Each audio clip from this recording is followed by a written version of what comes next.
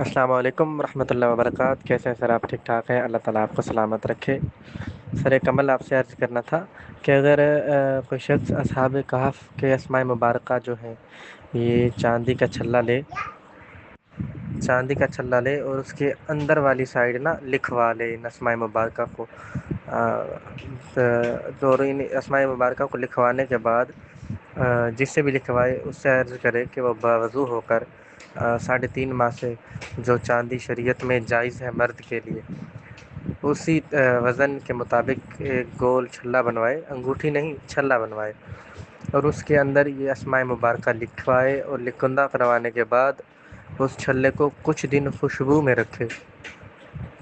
رکھے اور اس کے علاوہ چاند کی روشنی میں بھی رکھے 13 14 15 والی رات کو۔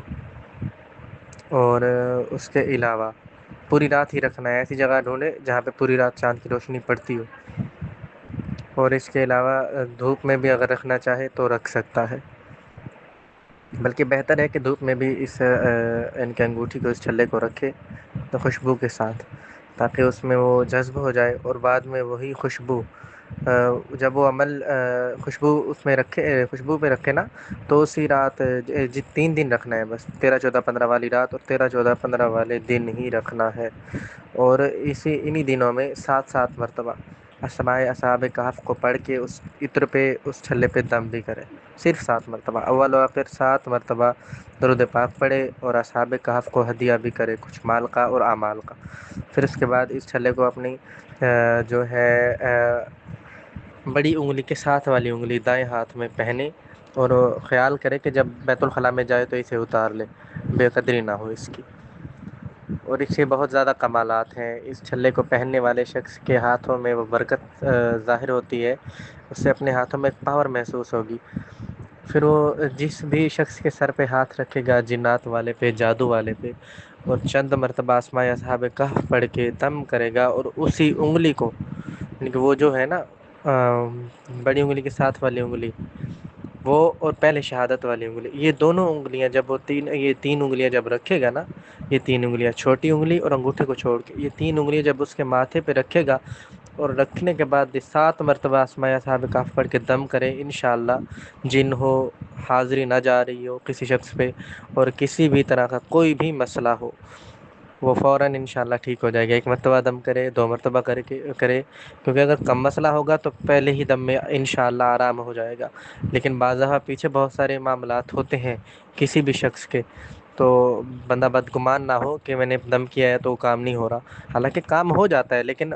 وہ جب ہم پڑھتے کم ہیں تو کام ہونا وہی ہوتا ہے، لیکن وہ تھوڑا لیٹ ہوتا ہے، جب ہم زیادہ پڑھتے ہیں، زیادہ پڑھائی کی پاور لگاتے ہیں، تو وہ کام جلدی ہو جاتا ہے۔ اور اس کا ایک طریقہ یہ بھی ہے کہ اسی انگوٹھی کو اپنی شہادت والی انگلی میں پہن کے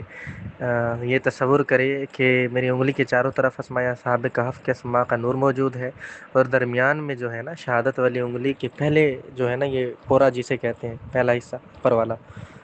اس کے اوپر قطمیر موجود ہے، اور جس جگہ پہ یہ لگائے گا اس انگلی کو جس شخص کی، اور یہ تصور کرے کہ قطمیر جو ہے نا اس کے سارے دکھوں کو، یعنی کہ اس سے جو مسائل ہیں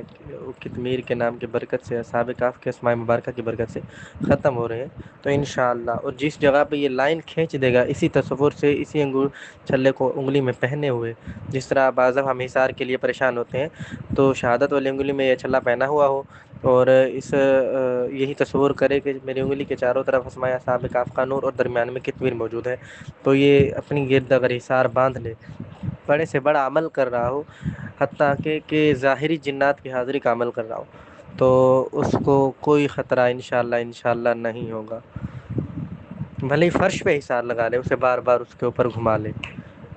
لیکن یہ دھیان رکھے کہ آگے پیچھے نہ ہو، اس کی وہ نشاندہی رکھے اپنی۔ اور اسی طریقے سے اگر اس انگلی کو اپنی اس انگلی کا اشارہ، یعنی کہ شہادت والی انگلی میں اگر پہن رکھا ہے، تو اس انگلی کا اشارہ کر کے جس شخص کی طرف دیکھے گا اور تصور کرے کہ یہ میرے کنٹرول میں آ جائے، اور ساتھ ساتھ اسماء اصحاب کہف پڑھے، تو انشاءاللہ وہ شخص اس کے کنٹرول میں آ جائے گا۔ اگر کوئی مسئلہ ہوا اس کے ساتھ تو وہ بھی اس پہ ظاہر ہو جائے گا، کیونکہ ایک دفعہ میں نے بھی کسی اور انداز میں یہ عمل پڑھا تھا، کچھ دن پہلے مجھے ضرورت پڑی تھی تو میں نے پڑھا تھا. تو مجھے لگا کہ اس شخص کے چاروں طرف کوئی اور چیز میرے دفاع کے لیے لگائی گئی ہے. وہ جب میں تھوڑا سا یعنی کہ جاب کے مسئلے میں پھنس گیا تھا تو گھر والوں نے کسی عامل سے یعنی کہ وہ رشتہ دار ہیں تو ان سے کہا کہ اسے واپس لے آؤ.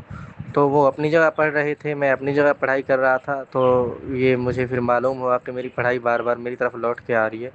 تو کوئی ایسا ہے جو میرا کام خود کر رہا ہے. تو جب میں نے اسماء اصحاب کہف کی برکت سے دیکھا تو الحمدللہ میں نے بارہا مشاہدہ کیا کہ اس شخص کو کسی اور شخص کی روحانی چیزوں نے جکڑا ہوا تھا. تو میں نے پھر وہ عمل یعنی کہ وہیں پہ بند کر دیا اور انہیں اپنا کام کرنے دیا, تنگ نہیں کیا.